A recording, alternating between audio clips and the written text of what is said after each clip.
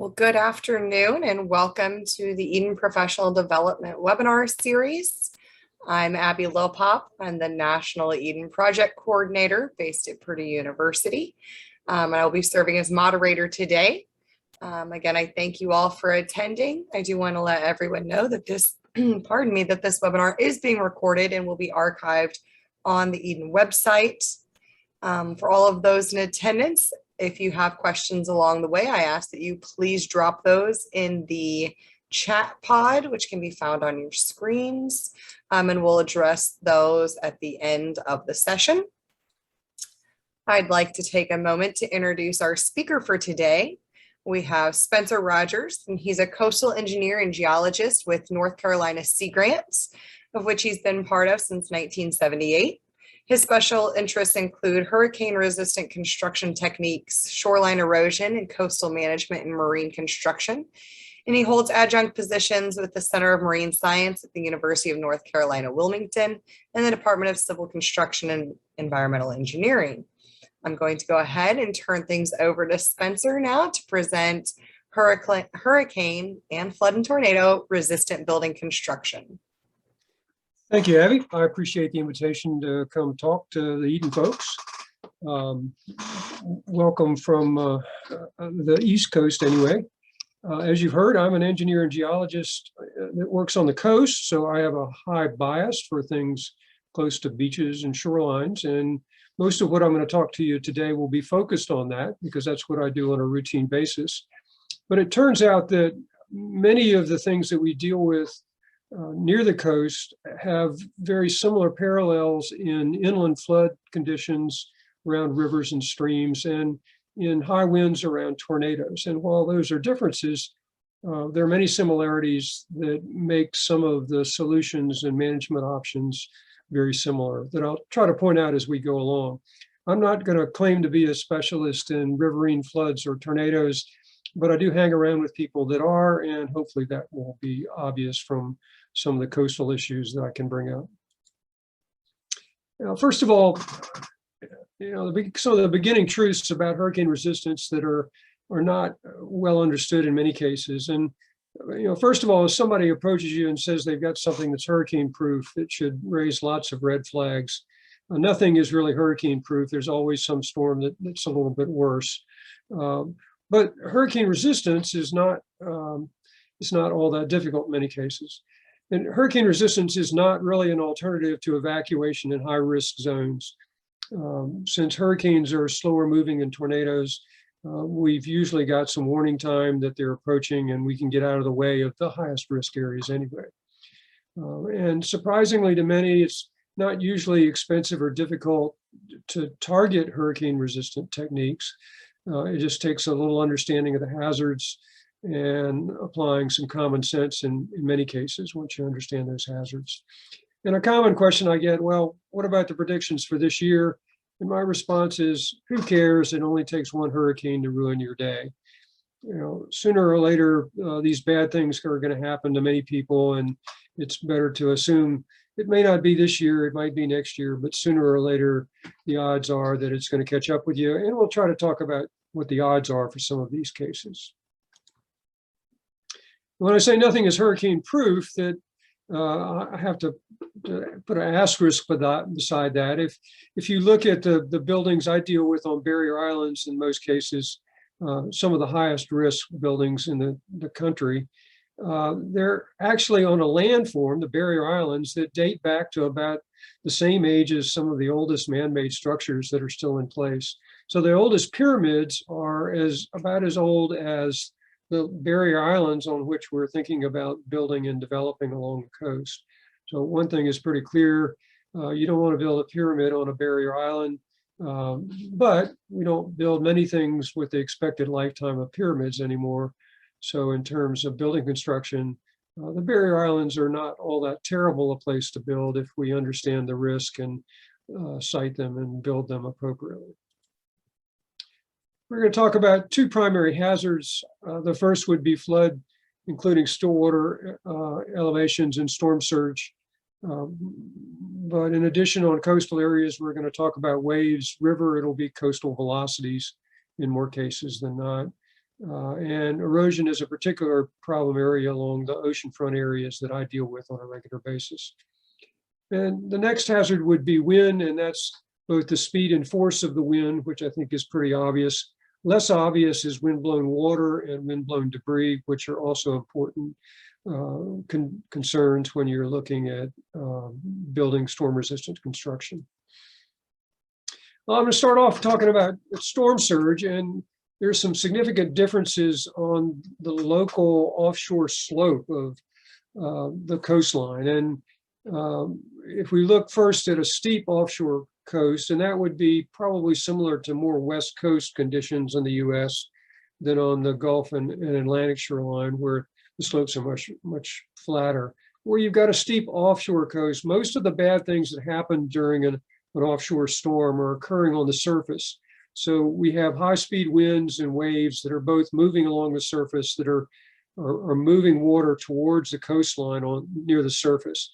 But what happens when those areas get towards shore, that there's an escape route for some of that water, that in deeper water, it can go underneath the incoming currents. And for that reason, on these steep coastlines offshore, you end up with a relatively small storm surge. You may have bigger waves and bigger wave run-up, but the storm surge is actually considerably lower on shorelines like this. Now, more typical of the barrier island shorelines of the Gulf and Atlantic coast is they're much shallower, flatter slopes. And if you look at what's going on in the water column, those shallow offshore areas are capable of entirely moving towards shoreline. So there really isn't much room in deeper water to get underneath those incoming currents. And the only way that the water can go is higher. So therefore, on these flat slopes offshore, we've got higher storm surges for most of the Gulf and Atlantic coast compared to the West Coast. Now, the shape of the shoreline also makes a significant difference. If we start looking at islands, if you've got this storm surge moving towards you, pushed by the winds and the waves, what happens on an island is much of the water can go around it rather than pile up against the island. So the storm surges are relatively mild, particularly on deep water islands and small islands in particular. Now, if we have a more typical straight shoreline with the onshore winds coming ashore, we've got escape on each adjacent shoreline. So we get a moderate storm surge in the central area of the highest winds and wave heights. And the third shoreline type we're going to look at would be a bay feature, where the bays act as amplifiers. So the only place for the water to go is directly up as these bays get narrower and shallower. And in those conditions, we get some of the highest storm surges. So for an example of this, I'm going to take a look at Hurricane Katrina on the Louisiana coastline, and you'll see New Orleans and Mobile Bay, Gulfport. That's the color-coded wind speeds of Hurricane Katrina as it came ashore. It was a relatively big storm to begin with, a Category 5 winds in the offshore area, but was dying as it came ashore. So about the time the eye reached the outer edges of the Mississippi Delta, it had dropped down to a Category 3. Yet when it reached the Mississippi shoreline up at Gulfport, it was down to a Category 1 wind speeds, actually, by the time it got there. So conditions were very severe offshore, and a large storm, both of which generate bigger storm surges, but it was dying and not as bad as most people think. Now, this area is also the site of the previous highest storm surge on record from Hurricane Camille, which was a very small, very rapidly moving Category 5 storm that came ashore in 1969. And it put the highest storm surge on record into the western edge of the Mississippi shoreline at about 25 feet above mean sea level. That's significantly higher than anything else in the country up until that time.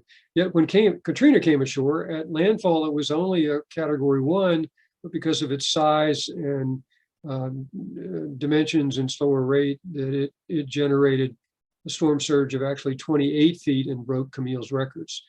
So why is this area in particularly so bad? And that's because all of those things I mentioned in storm surge, they're all at their worst at this site. So it's a bay-like feature. The winds are coming in on the right quadrant. So they're pushing into this bay-like feature, and the only place they can go is up. The entire offshore area is very, very shallow for tens of miles offshore, and therefore we end up with the highest storm surge. So storm surge is very specific on local bathymetry and landform conditions.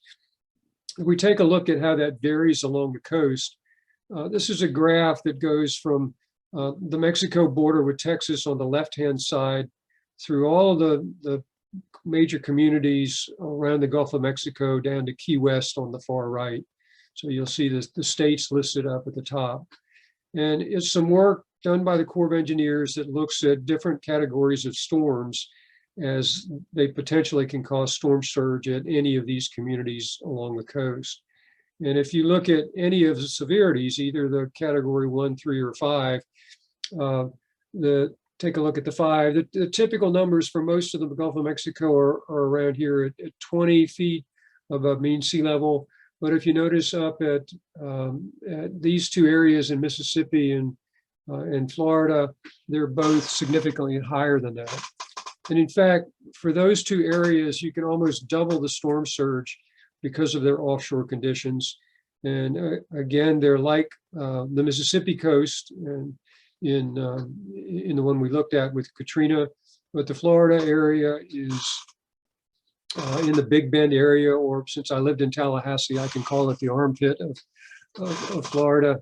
That area has got a very low slope, and it's a bay-like feature again. So any storm surge that occurs in those areas is going to be twice as high in any given storm. So understanding the storm surge potential at your place on the shoreline is very important at knowing how bad things can get. And if you're in those two areas, things can get extremely bad in even moderate storms. Now, if we look at how this works and how we design buildings along coastal areas for storm surges, waves, and erosion, the flood predictions are very complex to predict. It takes supercomputers and a lot of meteorological observations of hurricane tracks and severities in order to have a good model that predicts storm surges along the coast. The good news is that once you get past that level of modeling, that it's relatively easy to design. So the first rule of flood design, once you've got an estimate of how bad things are going to be, is don't get wet. It's really that simple. The entire flood resistant design industry is figuring out how high is going to get wet and what to do not to get wet along the way. So it's not rocket science. It's pretty simple once you know what you're looking for and once you've got a good model to predict it. Now, most of the predictions are coming out of the National Flood Insurance Program from their flood modeling. And back in the 1970s, when they initiated the first standards for flood-resistant construction in the country, both riverine and coastal, they picked, for better or for worse, a statistical storm to design for that has, on average, a chance of occurring once in 100, on average, in 100 years. So that, stated another way, that's a 1% chance in any given year. Now, that's not to say they occur every 100 years, but it is a 1% chance in any given year. And the other thing that's important in flood design is that there are no safety factors involved in the design process. In all of the other things we take for granted in building codes and design process for normal engineering practice, we very seldom put things in terms of a return period or a chance in any given year. And as engineers and geologists, we almost always apply some safety factors. But the run-of-the-mill flood insurance requirements do not require that. And that's important to understand. So if we put those standards in perspective from the building codes, that the life safety risk for fire, including some wildfire issues, is on a frequency of a return period of about 1 in 3,000 years for any given house under the codes. Now, the earthquake standards out on the West Coast have an odd number. It's 2,475 for certain life safety issues or earthquakes. But the ones that are more similar to flood, and the one we'll look at is wind. The design standard for wind and snow loads in the Northeast and northern climates is a 700-year return period. And compare that down to the 100-year flood over here that is the normal for the national standards out of the National Flood Insurance Program. Now, here in North Carolina, the only one that's lower than that is we have a 30-year standard for erosion problems in the state. So floods are not the worst, but they're actually a pretty low standard compared to the other things we take as routine hazards for building design. Now, that 1% risk in any given year sounds like a pretty good bet, but it's not a bet on an individual year. It's really a bet on the lifetime of whatever we're building. And if we look at wood frame construction in the southeastern United States, there's some studies that indicate its average useful life before it's torn down or burned or thrown away for other reasons is about 70 years on average. So if we look at the accumulated risk of that 1% in each given year with the marvels of nonlinear statistics, what you end up with is a 51% of that storm or flood being exceeded in that 70-year life period. Now, another way to think of that, that's a lot easier for most of the public to understand, is heads or tails. So if you build a house to the minimum standard of the United States, the 100-year flood level, the chance of that building being flooded in its 70-year average life is about like flipping coins, heads or tails on when it gets wet or not. So there's very clearly a very high risk in the level of minimum design standard in the United States, and there's no safety factor involved. Now, if you look at how that is implemented, most of those flood standards are placed a required elevation for what's called the base flood elevation coming out of the national flood maps. And that says that the first floor elevation has to be above that base flood coming out of the models. Well, the base flood, if it gets to that elevation, if you think about it a little, that floor elevation has got things underneath it. There are all kinds of insulation, utilities, ductwork, and other things that if it reaches that 100-year flood elevation, you've already lost all of that infrastructure in the building underneath the first floor. And if the flood is just an inch higher than that elevation that we predicted and regulated to, that 1 inch is going to ruin all the floors in the house, all the carpeting and hardwood floors, and it's going to start to damage the sheetrock gypsum board around the perimeter of the first 4 feet of the lower part of that wall and start to destroy your furniture. So that seemingly high standard of once in every 100 years on average is actually a very low standard with no safety factor at all. And if we look at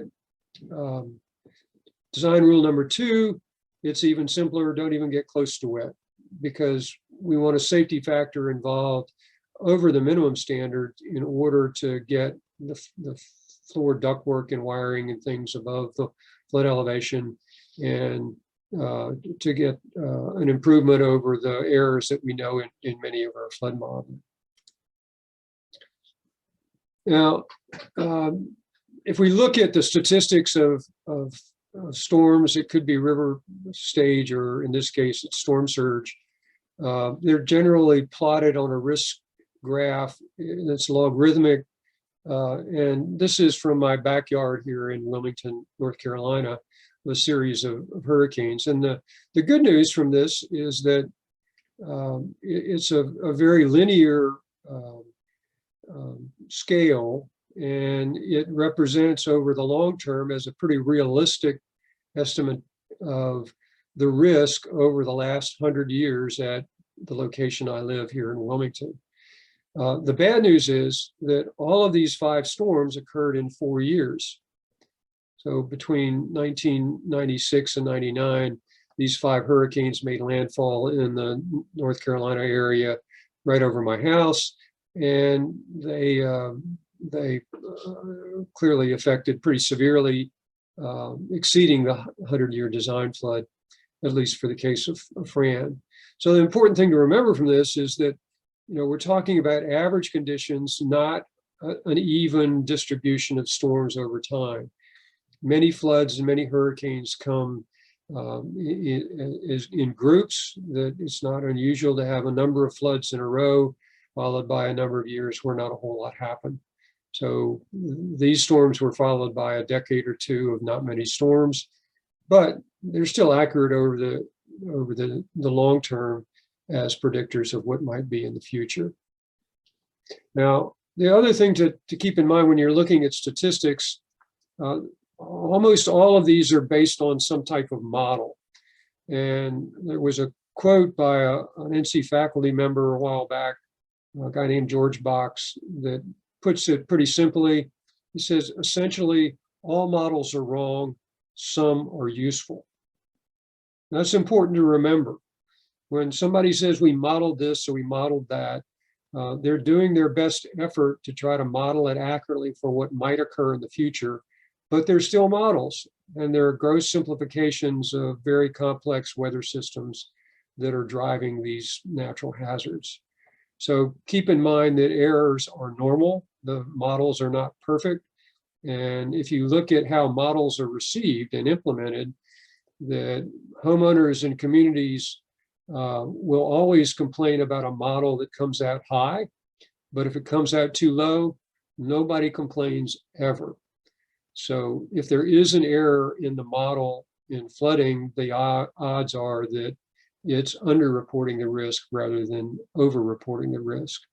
And therefore, the importance of safety factors, if the model is predicting too low, then you need an increased safety factor to make it reasonable safety for the future. And that goes for storm surges and rainfall. This is a rainfall map from Hurricane Florence a couple years ago here in my area. Notice the white area down at the bottom of the image is down here in a range of 30 to 50 inches. I was fortunate for that one. I only got 20 to 30 inches over in here. The good news for me is that I'm so close to the coast, everything is well drained, and that rainfall really didn't affect me that much. But there was some very severe flooding over in some of the inland counties as a result of this. But again, in looking at modeling for river systems, that you're looking at a rainfall model of some kind, predicting how much rain is going to fall in a period of time, and then a conveyance model of how much water the rivers can transport and how many barriers there are, dams and bridges and culverts and things that tend to pile up water at higher areas. So again, it's a very complicated process to predict flooding, both coastal and riverine. But once you have it, then the solutions are relatively simple on how to use it. Now, the other good news is the flood insurance program has incentives built into the program since it started back in the 1970s, that the higher you build, if you get flood insurance, the bigger the discount you can get in the highest risk V zones at the maximum coverage allowed under the policies at the federal level. You can save up to 66% today over the minimum elevation down here at the bottom, which can be annually up to $8,000 or $9,000 in today's cost.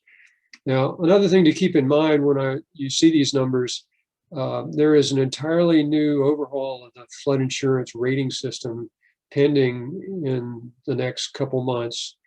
It was supposed to be released at the beginning of this month, but is scheduled to be implemented on new policies in the beginning of October 1st. And it's called Risk Rating 2. If you're working with flood issues at all, then it's something you need to pay attention to, because it's going to significantly change the game on the way policies are rated across the coast. It's not clear what that impact will be. Many policies will go down in premiums, but in order to pay for losses from Katrina, Sandy, and Harvey, that somehow the total collected is going to have to go up. to cover those losses that have occurred in the past. So stay tuned for changes in risk rating 2. There will still be incentives for higher elevation and freeboard built into the rating structure. Okay, as a coastal engineer and geologist, let's go back to the beach. One of the things I've always been fascinating along shorelines is how the beach changes over time and how it adjusts to some of the natural hazards that occur during extreme events like hurricanes. And one of the most important things that goes on that allows us to think about developing on barrier shorelines and barrier islands along the US is the effect of the shallowing water on incoming breaking waves. That if we look at the potential for wave heights on hurricane coasts, that 30-foot waves in deeper water are fairly common events during Category 3 and higher hurricanes. 60-foot waves are not unheard of. And some of the highest waves have been recorded out in the Pacific at over 120 feet in elevation for a single wave. Now, even one 30-foot wave, if it reached the beach on most of our barrier islands, there wouldn't be much of the barrier island left. But that will never happen. And the reason it won't happen is that as a wave moves into shallower water, there's a type of friction internally on the wave form, and it slows down the base of the wave, but the crest keeps moving towards shore at nearly the same velocity. And at some point, that crest becomes unstable, the wave breaks and reforms a smaller wave continuing on towards the shoreline. Now, since I'm an engineer, I got to have one equation in the mix. In this case, it's the equation down at the bottom. The wave height is equal for fairly accurately in just about any conditions, is limited to 78% of the water depth, is a pretty good prediction on any given day. But for a rule of thumb, that the wave height is going to break when it's about equal to the water depth. So if you see an incoming wave breaking farther offshore and have a good measure for it, you can assume that that's about equal to the water depth when it gets ashore. Now, on our flatter slopes of the Gulf and Atlantic, when you get 30-foot waves, they're looking at least a mile offshore in most cases, sometimes even farther than that. So that 30-foot wave is going to break well before it gets to anywhere near the shoreline. And a good place to look at this condition is at a fishing pier. And in our fishing piers, water depths are typically 6 to 10 feet, sometimes a little deeper than that. So we can get on the order of 6 or 10-foot waves on the outer end of the fishing pier, but even in small storms. And if you look at those same waves as they come ashore, they'll break once or twice, and in this case, at a low tide condition, without much of a storm surge. This last wave that's breaking on the upper beach is less than a foot in elevation, although at the end of the pier, it was closer to 6 feet. So that breaking phenomena is what knocks down the worst of the wave activity long before it reaches anywhere near the coast to cause damage to buildings and islands. And that's what allows us to think about developing along oceanfront shorelines. Now, those waves are definitely driving erosion, and most people have some concept of what erosion is, but I find it's a lot easier to understand if I separate it out into 4 different types. And conveniently, those types are seasonal erosion, which is really a fluctuation more so than a problem. A second would be severe storm erosion, an individual storm with very bad conditions. It doesn't occur very frequently, but is extreme when it does hit, and it can have significant problems. And then there's long-term erosion, which is actually one of the hardest to deal with. And one that's common around tidal inlets is directly related to inlet shifts, which are a whole lot more volatile than any of these other shorelines. And if they're not stabilized, are some of the most difficult to deal with. Well, starting with the seasonal fluctuations, these are not really a problem because they come and go every single year as the shape of the beach changes with the incoming wave activity changes seasonally. And the shape of the beach out there is not an accident. It's controlled by three major factors. That would be the wave conditions on a recent basis, on weeks or months. It would be on the water level, which is dominated by the average tide conditions rising and falling every day. And the third factor is the grain size of the sand.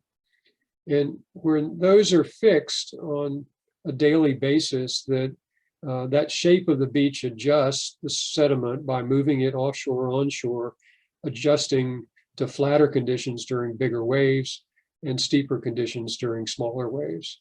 So on the East Coast, where we're dominated by winter storms, we have flatter beaches and more seasonal erosion in the winter season. And typically when the tourists come back, so does the beach. So we end up with a wider berm and wider beaches during the summer season. But since this comes and goes, it's not really a major problem. And an indication of where this occurs would be the vegetation line on many beaches. If it's a natural beach not affected by inlets or beach nourishment projects, then a pretty good indicator on most beaches of where the erosion got to on the worst storm in the last 2 or 3 years is indicated by the vegetation line. And in North Carolina, that can be 75 to 100 feet of beach that looks like it's relatively stable when you're sitting there in the summer season, but in fact disappeared at 1 day or 1 week during the winter season in the last 2 or 3 years. So that seasonal fluctuation, since it comes and goes, is not really a problem, but it's something we have to deal with and recognize that if we do things out in that seasonal fluctuation, it's not a reliable landform that we can use on a regular basis. The next type of erosion is the storm-induced erosion, and that's things like hurricanes, severe northeast storms on the East Coast, and other storms on the West Coast as well. And in those cases, we get an increase in the water level to the storm surge. We get much bigger waves coming in from offshore. So both of those are different than the normal conditions. And we end up initially eroding the dry sandy beach or the berm. And if the storm is bad enough, we start to erode into the dune areas. And that sand is moved offshore, flattening the offshore slope. And on many shorelines, it will also build an offshore bar. So as early in the storm, when those conditions are starting to peak, there's a rapid erosion of the sand that we can see from the dunes and the berm. But as the bar grows in height during the duration of the storm, remember that the water depth controls the wave height.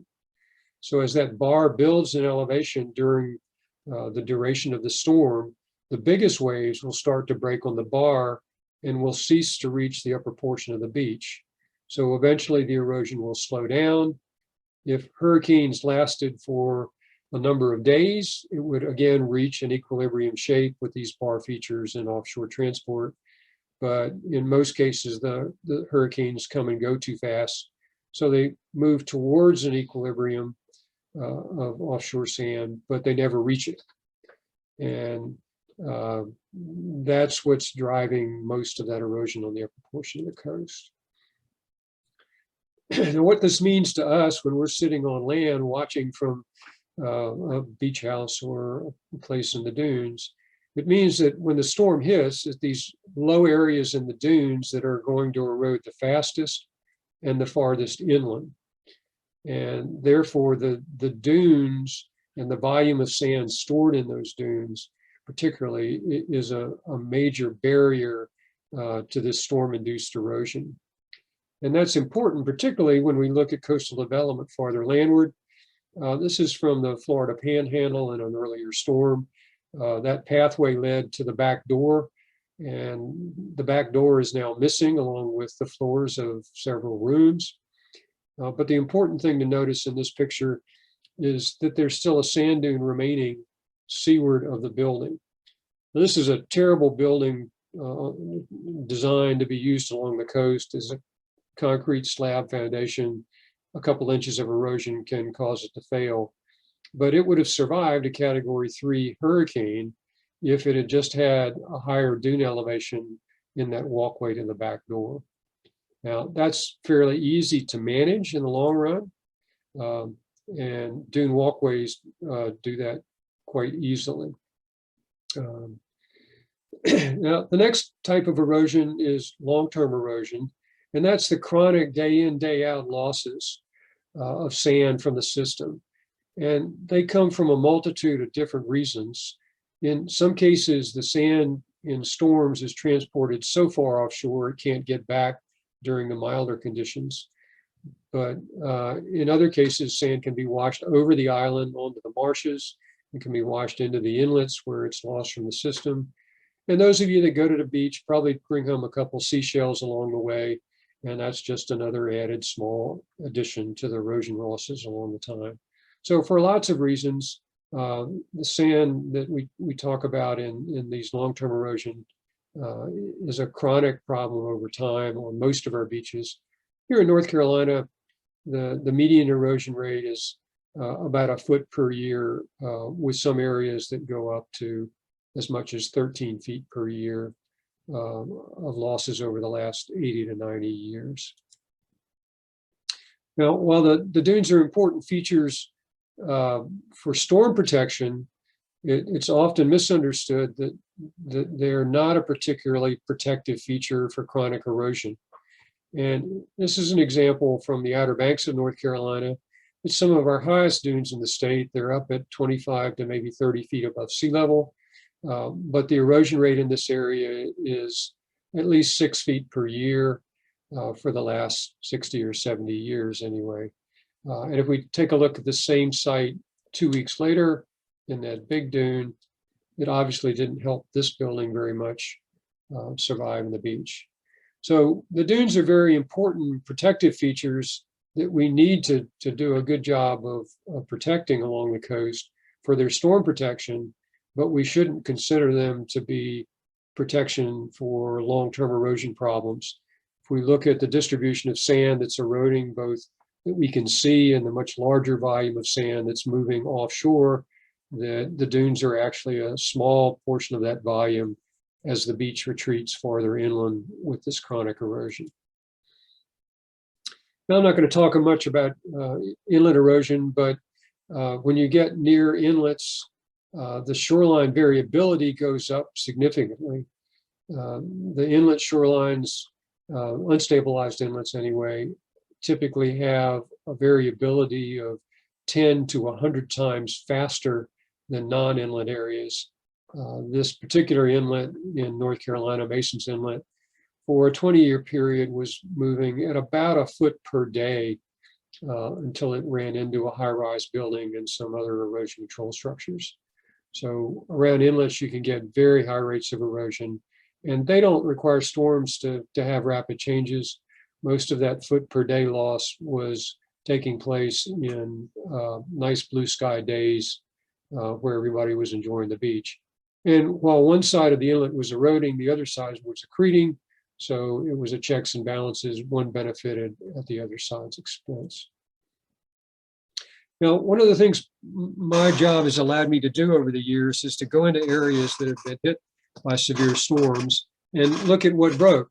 But many of us go in and take pictures of broken buildings. You'll see those in the newspaper and on the TV, and we all do that. But I found that it's really just as important to go in and take a look at what survived rather than just what broke.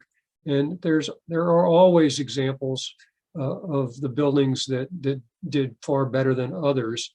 And it's not rocket science to figure out what made the difference between those types of buildings. Now, we've recently had some building collapses in Florida, in Surfside, Florida, north of Miami, which had a major condominium high-rise collapse. That is extremely rare in hurricanes and coastal buildings, as I'll get into a little bit more. But in this case, this is the biggest failure of my career. It's a 5-story condominium from Orange Beach, California, in Hurricane Ivan. And to put that into scale, look at these guys down in the right-hand corner. You're seeing 6 stories of elevator shafts in the back. And this was on a slab foundation, very shallow, highly erosion sensitive, and almost nobody builds houses and buildings like this anymore, and is not typical of what we see as failures. And in perspective, all you had to do to look at the difference between this building and the small house that was sitting even farther seaward on the beach on a piling foundation is the foundations were quite different between the two. The small house survived a significant amount of erosion, and to put it back in business needed a few extra shingles and a new set of steps to put it back on the beach. And most of the erosion that occurred in the storm was temporary, so all you had to do was survive one day of this hurricane event, and you would have had a successful recovery. So the differences in the way these two buildings are constructed are really the keys to what makes a difference in the survivors and the failures in most cases. Now, as I said, big building failures are very rare. There are a couple reasons for that. Big buildings, first of all, are more likely to be professionally designed than smaller buildings and residential houses. So somebody actually looked at the numbers in order to determine what was needed to keep the building standing. And second, for big buildings, the foundation safety factors are very much larger than we typically use in small buildings. So it is extremely rare to see something like the Surfside failure. We do not see that routinely in hurricanes, other than the examples that I showed earlier from Orange Beach. There are thousands of high-rise buildings that have survived Category 3 hurricane conditions with plenty of water and wind damage, but structurally they were still stable even in the worst of those hurricanes. In small buildings, the biggest failures are from waves on solid wall foundations and from erosion around shallow foundations. So in this case, from the collars that were at ground elevation, the piling was 8 feet long, but the erosion was 9 feet, and you ended up losing the building. In other cases, it was very close to losing the building, but still surviving about 4 feet of erosion in this case. And if we look at another example from a hurricane here in North Carolina, the house on the left is the one that was leaning here. And this guy is actually sitting in the middle of the road when it floated off the foundation over here. But of particular interest is this guy right in the middle here, because that's a house that was on a deeper foundation. It survived. Again, its main need was a couple shingles up on the roof, a little bit of siding damage on the lower end, and a new set of steps was required to get to the elevated parts of the building from the wave damage. But generally, the house did fine. It was back in business in a couple weeks when they could find a contractor to put in a new set of stairs. So hurricane-resistant construction, in this case, on a Category 3 storm, was quite successful. And this area now, there's another dune that's recovered seaward of the building after the sequence of storms that hit the area is now over. Okay, another thing that's often grossly underestimated is the forces coming from a wave. And I think anybody would have a healthy respect if they thought there was going to be exposure to 150-mile wind gusts. As we'll see, that's kind of the design level for most buildings along hurricane areas. But what isn't understood very well is the scale of wave forces that are equivalent to that wind gust. So my pop quiz for classes I teach is that what's the equivalent wave height in breaking waves that would exceed the capacity of a 50-mile wind gust design? And the magic number, surprisingly, a 1.5-foot wave. That very small wave that we routinely play in the surf, but our bodies are a lot more cylindrical, closer to a piling foundation than a solid wall. When you get those small waves on solid walls, you get some extremely high wave forces.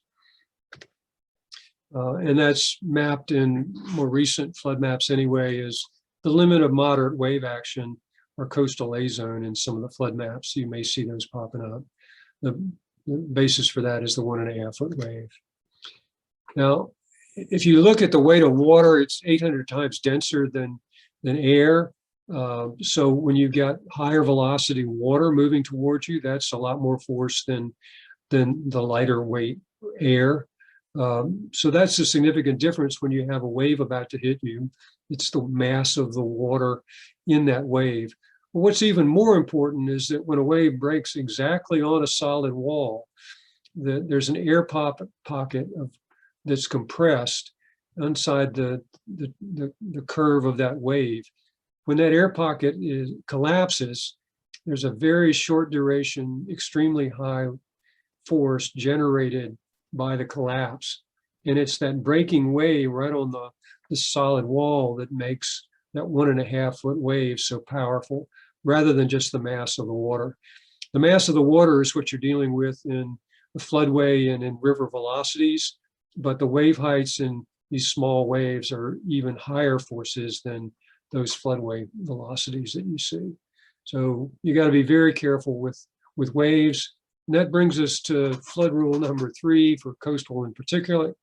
When you get in the shallow water areas under flooded conditions, we're normally dealing with a wave height of 6 feet or less in most cases, but you never ever want to get hit by a wave. Those high velocity wave forces can destroy almost anything that's going to run into, at least in the way of small buildings. A couple examples of that. This is on the 6th row of a barrier island on the backside, and the waves went through 5 rows of buildings in order to get to that and destroyed the walls on this lower, admittedly poorly designed building for the coast. And for the sake of time, I'm going to skip through some barrier island shots. This is from the Texas coast, looking at some research we've been doing on building design where severe damage has occurred. And if we take a look at some of the buildings that were damaged that are the bare threshold of waves starting to reach the building, there are very few partially damaged buildings. The buildings that were either totally destroyed or are pretty much untouched by the waves. We take a look at close-ups of this particular building. You can see in the piling foundation is supported on these floor beams, and the floor joists here have been hit by the waves, and they've knocked up the floor deck from underneath, yet the waves did not reach the upper part of the building. And a second example of that is to look under this portion of the elevated building. And you can see the floor beams and floor piling supporting the floor beams. The floor joists are typically 16 inches apart, yet these have been, both sides of them been battered back. So the normal spacing is shown up in here. And there's no wave elevation actually reaching the floor. This is all coming from lateral forces before the wave height reaches the actual floor elevation. So those wave forces are, for small buildings in particular, have to be considered. Again, I'm going to jump through some of these in order to get to wind. Wind, you're looking at really 2 issues: the structural integrity of the building itself and the building envelope, both of which are important. And in looking at the design requirements in the United States, the interior wind forces are based on a particularly nasty thunderstorm, more or less. And it's only in coastal areas where you get into higher velocity winds. So that by the time you get to the Gulf and Atlantic, South Atlantic anyway, we're looking at wind speeds of up to 150 miles per hour for design purposes, maybe 180 down in the Florida area.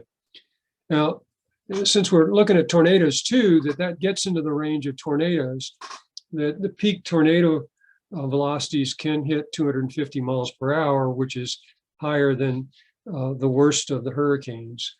But when you get to the fringe areas where tornadoes are less frequent and generally lower velocity when they do occur, they're up in the same 150 mile per hour range you get along the coast for hurricane velocities. And if you look at even in Hurricane Alley, in this red central area, the tornado damage is usually confined to the highest winds of a mile, sometimes a little more than that, but usually a lot less in width of the pathway. And the houses, most of the houses impacted are in the fringes of those worst case velocities. And in those areas, the hurricane techniques are actually very good at reducing damage, even if they're near but not in the middle of a 250 mile per hour tornado. Fallen trees can be an issue, but trees are important because they push the boundary layer of the highest winds above the tree line. So they are also a barrier to the highest winds. If those winds can't reach your roof, then they can't do damage to the scale if the house was fully exposed. And 20 years ago, if you'd asked me about the details for wind construction, there would be three major components. The first one would be connections. The second would be connections and connections. But over the last 20 years, we've learned from some work through the insurance companies that are generally fairly hard to deal their secrets, but they've taught us that, in fact, the first and most important issue for reducing damage is actually a sealed roof deck. And that's something that's not in the building codes now, but is becoming more common in coastal areas already to look at damages. And if we look at the water damage without structural damage or with minimum structural damage, the cost of the water damage is typically 3 times higher than the structural damage. In high rises, that's up to 7 times higher as the water trickles down in lower and lower floors in the bigger buildings. So this building envelope protection would include the roofing and siding, windows and doors, opening protection from window materials and storm shutters to keep windblown debris from doing damage. Now, in shingle design, it's really an inexact science that it's very difficult to create a storm-resistant shingles. Today's shingles are much better than they used to be, but it's somewhat of a black art to get an adhesive that will hold down these exterior tabs in your climate. And they actually use different adhesives in the Northeast and northern climates than they would in the South. So simply getting the wrong sealant under these would give you a poor attachment when the wind speeds pick up. It's particularly bad in new shingled roofs when those sealants haven't had a time to stick to the bottom layer underneath, as was this case. So one of the solutions that the insurance industry has come up with is a sealed roof deck. There are a couple ways to do that. You can seal each seam of a plywood roof deck or put entire sheets.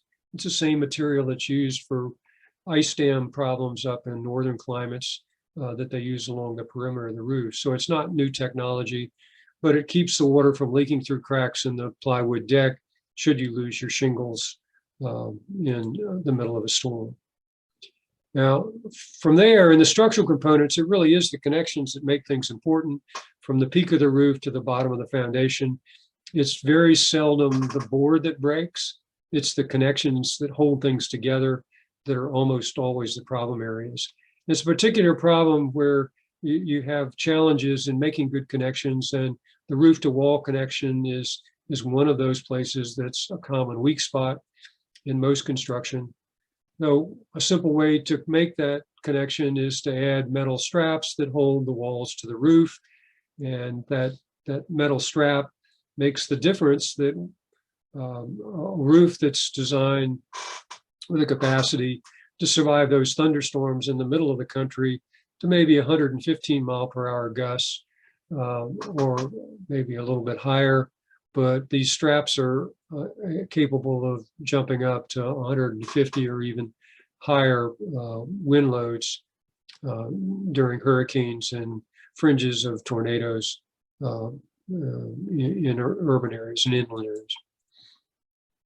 An example of a failure of those connections, we take a look at the missing roof from these posts over here and look at the guy in the back. This is the roof that was originally attached in here. So wind resistant structures are really a responsibility of everybody in the neighborhood. to have a resilient community, we really need everybody to be wind resistant. Now, from looking at structural damage, that much of the damage is from uplift, and most people think the hurricane blows you over. But more commonly, it's the wind picking things up. Now, that could be the plywood roof sheets if there are not enough nails anchoring the plywood roof deck to the rafters. Particular problem area is porch roofs, where wind can get under the roof as well as over top of it, doubling or tripling the forces on the roof. And in this case, there are a number of people that have the idea of doing the right thing, but this is an example in Texas where they ran their pilings all the way up to hold down the roof, so it had a pretty good roof connection to hold the roof down. Unfortunately, they forgot to attach the walls to the rest of the building, so the sidewall is blown out. So it's brutal in having a top to bottom storm resistant building, or you're still going to get in trouble. In some cases, it's as simple as this case. One of the better ways to make connections is using plywood siding, where you put your nails and fasteners into this overlap on the floor joists in here. But in this case, the builder of 4 identical houses only attached to the top plate, and he didn't put a handful of nails in this lower area. And he lost 4 almost identical failures like this one, simply because he didn't put enough nails into that bottom plate.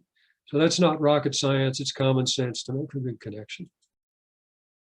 Windblown debris is also an issue.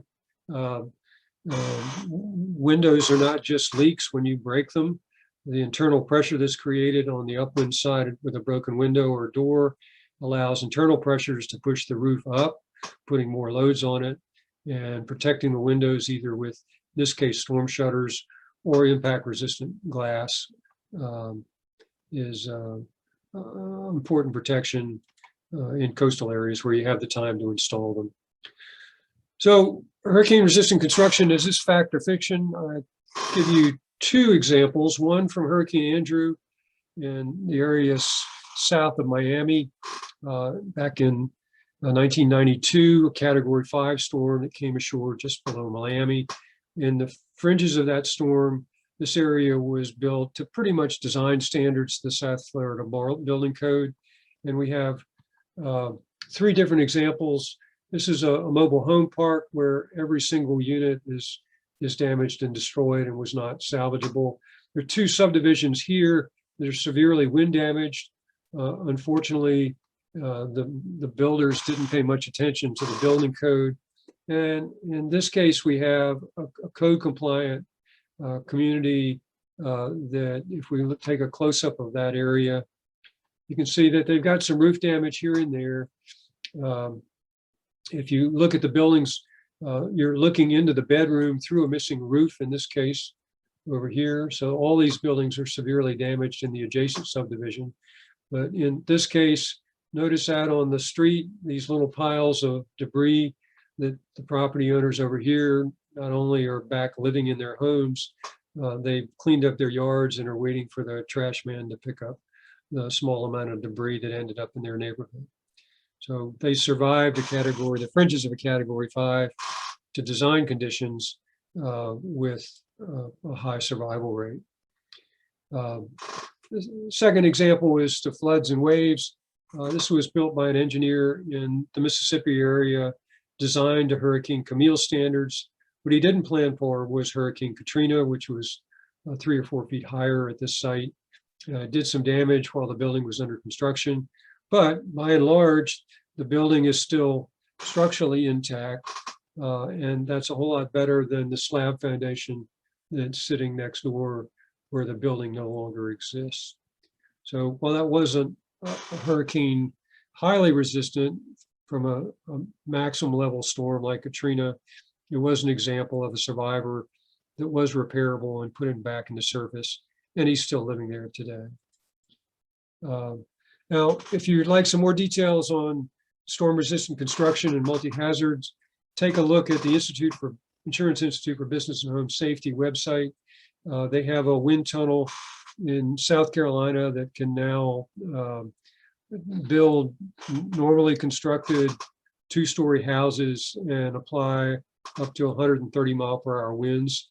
In addition to that, they can also throw hail, wind, and even wildfire at it under lower velocity.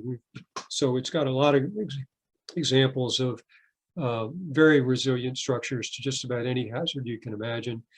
Other than floods, since that's covered by flood insurance program, the private insurance industry doesn't do that much work in it. Take a look, they've got some full-scale building tests that show you wind, hail, and fire damage. And with that, I urge you to go out and be prepared, that it's not rocket science to design for most of these storm conditions, and there are success stories in every single storm. And with that, if we have time, I'll open it up to questions.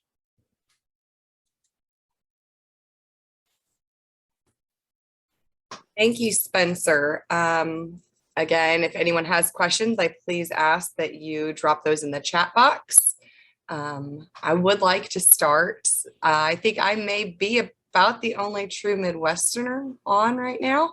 And so, as you know, most of our flooding is river flooding, especially here in Indiana. We don't have as much up along the lakes. But in terms of new construction, these practices are very easy to implement. In terms of the mitigation side, that's a little bit harder for us to preach. And I was wondering kind of if you had some pointers or ways that you typically talk people into that. Part of ours is there's typically a financial or economic divide for those that live along rivers and tend to be repeat floods, which really makes it a struggle for us to get mitigation in the building techniques put in at that time. So I was wondering kind of how do you educate at that level and what kind of steps could we implement? It really depends on the building, on how easy it is to mitigate or not. And, you know, basically applying the safety factors that I've described for floods, it's freeboard. You know, freeboard is a boating term on the elevation of the sides of the boats above the water level. So it's an indication of how much water and wave you can get without sinking the boat. It's the same with buildings. So that freeboard is a safety factor you add above the design level to have a safer building. Now, for new construction, as you point out, it's a whole lot easier, but depending on the design of the building, it may not be that difficult for an existing building as well. That if it's a wood frame floor, that it's actually relatively easy and inexpensive to jack up buildings in their existing location. And we see that happening along the coast all the time. That we bring in a house mover, they don't have to move the house, they just jack it up in place and put a new foundation underneath it. And the cost is not so much the mover or the effort to jack it up, it's the new foundation materials and the new utility connections that you have to make to go to put it back into service. But we see that happen to the level of a story, you know, 8 or 10 feet on a fairly common basis along the coast. Obviously, if the house is old and not very valuable, it's easier to start from scratch. But we see in areas where there are zoning requirements that are grandfathered to an older building, that in many cases that grandfathering allows them to have multiple units or higher floor areas, so that it's easier to jack it up and maintain those grandfathering conditions that they didn't have before.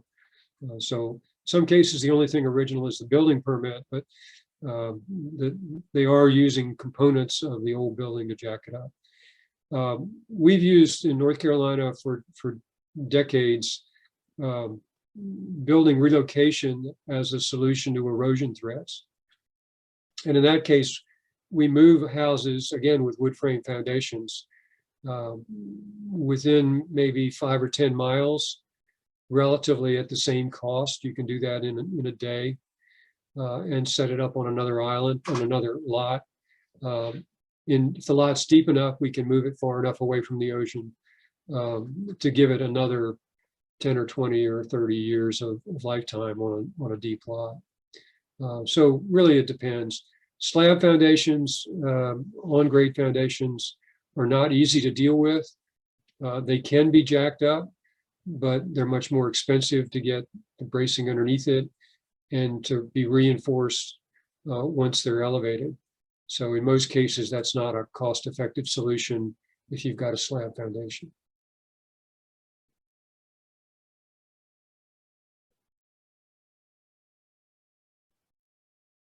You're on mute, Abby. Thank you. I noticed all the time, right? So thank you. And Tracy did ask if you happen to know if the home that was left standing after Katrina that you showed belonged to Mr. Scott Sunderberg. Is what? Could you If the home belonged to Scott Sunderberg. It did. His reputation must precede him. Yes. He was around for Hurricane Camille and had a very high appreciation of the conditions. I think if you look at most of what happened in Camille really misled a lot of people because they didn't think it could ever get that bad again. And they ignored it as an act of God that could never be repeated. So much of what was lost in Camille was replaced in kind, no better than it was before. So all those Camille losses that were replaced got creamed again when Hurricane Katrina came through. And Scott was one of the few people that recognized the risk and decided that's not what he wanted to do on his house. Okay. And then Angie Lindsay, who's located in Florida, first of all, thanked you for a great presentation, but then also stated that in Florida, there tends to be a perception that building a hurricane-proof house can be cost prohibitive, especially with the images after Michael and the one house that survived where owner took all precautions. Do you have any talking points or suggestions in addressing this perception? That perception is definitely wrong. My first 3 years of my career were actually spent with the Florida Bureau of Beaches and Shores permitting oceanfront houses in the state. And one of the last things I did was a house in Mexico Beach.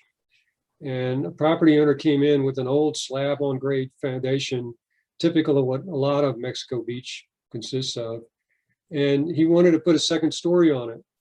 And this young engineer told him point blank, if you want to put a second story on it, you're going to have to rip the roof off and put an entirely new foundation on the entire addition.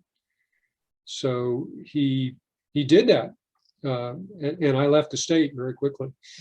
Well, this second story addition sat there for 20 years with the old house underneath it when Hurricane, what was the name of that one? Opal came through and hit the area again. And lo and behold, that lower floor level was destroyed, but my regulated elevated second story stayed in place and was continued in use for another 20 years until Hurricane Michael came along. And I got to go back to Mexico Beach again. And my first stop was that house. And unfortunately, it was about 3 blocks from the house you recall as a survivor. And it was about a foot too low. So he lost the house, but the crazy things that I made him do bought 40 years of extra lifetime for that building that wouldn't have occurred if he hadn't elevated it to at least that extent. And again, the house that survived was well over designed to what is adequate for storm resistance, but not all that unusual. And there were lots of buildings in the vicinity that actually did survive. And that it was the keys were higher elevations to avoid the waves. And in a case like Michael, I mean, it was a Category 5 storm. So in many cases, something like that is going to break. And the example of the success stories there are good indicators that you can do it if you want to. And even for some of the worst case scenarios like Michael. Thank you for asking. Thank you. Yeah, thank you. And I would like to tell everyone that David Vaughn did put two great resources in the chat pod. One is flash.org, and the other one is fortifiedhome.org, which Spencer actually referenced during his presentation. It's just a more abbreviated, direct approach. If anyone actually has any other questions, feel free. You don't have to actually type those in. Go ahead and you can just unmute yourself if you'd like. That's easier. So I'll give you a couple more moments to yell out those questions. If you're interested in wind damage in particular, and even wildfire, by all means, check out the IBHS site. That they do full-scale testing. They don't mess around with modeling stuff. They do it full scale and have got the wind tunnel to do it in. And you'll see buildings collapse and roof blown off up close and personal, and you'll see the importance of reinforced building envelopes to reduce water damage under high wind conditions as well. It's a fascinating website. They're the same type of approach that was used with crash test dummies and seatbelt justifications. And IBHS is based on the auto safety programs that occurred 20 years ago to implement seatbelt recommendations. Yeah, I just included one more link in there where actually FEMA has a good guidance on, for example, breakaway walls along the coastline as well. Yeah, I'm actually the author of the original breakaway wall document. And cool. That's good. It's good stuff. The other one is corrosion. I helped start that one too. Okay, good. Spencer, do you know the name of happen to know the name of the hotel that you showed the picture of in Orange Beach after Ivan? No, it was a condo. It wasn't it was a condo. Okay. Hotel. There were 8 buildings constructed on slab foundations in that section of Orange Beach, and 3 or 4 of them had already fallen down under non-storm conditions just from long-term erosion, and 3 of them went down in Hurricane Ivan, with that being the most spectacular pile of debris. But like I say, that's very rare, and never happens on decent foundations like we see in most bigger buildings. In some cases in Katrina, well, in bigger buildings, it's not unusual to see the lower floors gutted. So the waves go through the lowest floors when they're built at minimum elevations, but they're strong enough that the second floors are still pretty much intact and above. And in the case of Katrina, it went through the first 2 lowest floors, not just the lowest floor, but again, the elevated buildings were still stable from an engineering perspective. And in Katrina, there were, in the infinite wisdom of Mississippi, their casinos were built all floating, and beside the floating casinos were on-land hotels. So there were big hotels immediately on the ocean front with a floating casino beside it. And routinely the floating casinos were destroyed, sunk, moved, collapsed, where the hotels were still intact. After Katrina, when some of those slides were repaired that you saw on Storm Surge, we were actually staying in a Gulf Front hotel in Biloxi that was the casino hotel. The area was closed to access, so there was nobody in it but us FEMA contractors and the construction crews working on the hotel repairs. Was that the Imperial Palace? No. That's where a lot of FEMA contractors stayed. We were across the street closer to the Gulf. That's the Imperial Palace, I believe. No, it was the Isle of Capri. Isle of Capri. There you go. Rhymes with Isle of Debris. Yes. And yes, that's the nickname we still use. Do you know the office next door? We came into the hotel after dark and walked out to take a first look at the damage the next morning. and walked to the adjacent parking lot.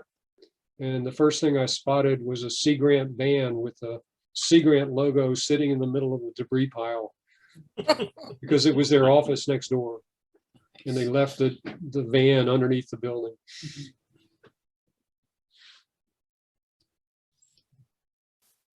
All right. Do we have any more questions for Spencer? Yep, we're good.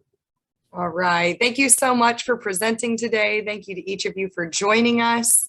While typically our professional development webinars are monthly, because the Eden annual meeting is in September, we do take the month of September off because we will be offering a virtual registration option for this year's annual meeting. So you have until September 1st to register. Those details can be found at extensiondisaster.net. And again, thank you so much. We'll be back in October. And I believe we'll have another Sea Grant webinar at that time. So look forward to seeing you all then. And hopefully you can either join us in person in Raleigh next month or at least virtually. You all have a great day. Happy trails, folks. Thank you. Bye-bye. Thank you.